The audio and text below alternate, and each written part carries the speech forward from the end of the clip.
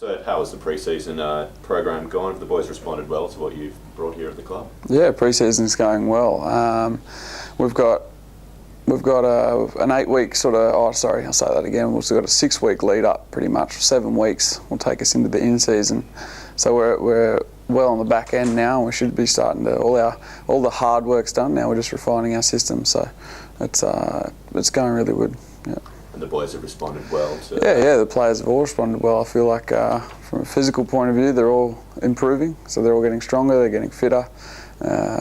They've enjoyed the change in the program, which is great, and yeah, I think they're probably the better off for it. Yeah.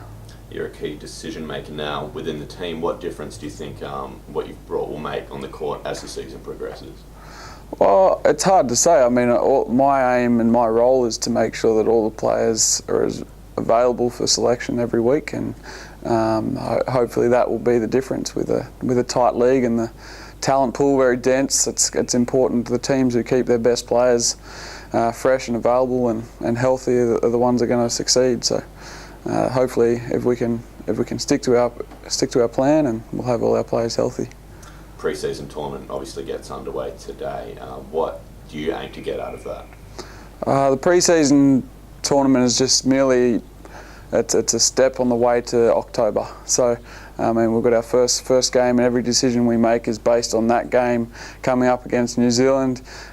These are irrelevant in regards to we don't need to win any. They're literally training sessions, so we approach them the same way. So we get out of them. Every training session we have here has a focus, and it'll be the same for those games there.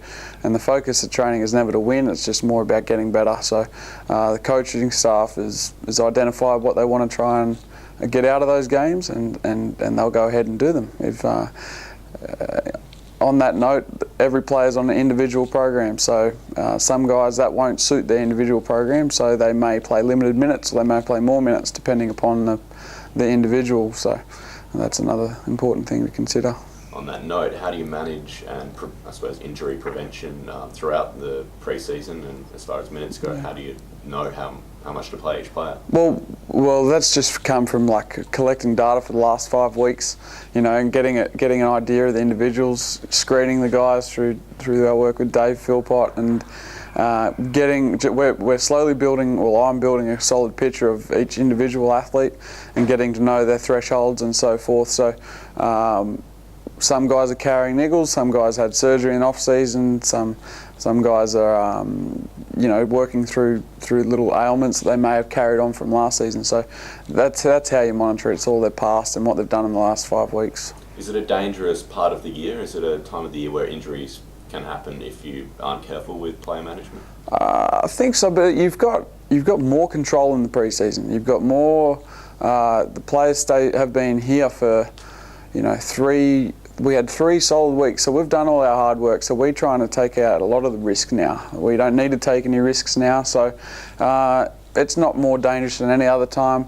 Maybe they're not as conditioned to game sense at the moment, but we'd like to think that our players are in enough condition to withhold that new stimulus, so they'll be fine. How will you measure your success of the pre-season? The success of the pre-season, I think we'll do some more testing that will give us some objective data.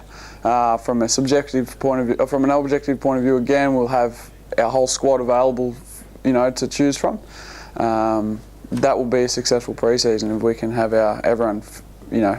everyone's plan should map up to finish and be ready to go on October 6th, I think it is.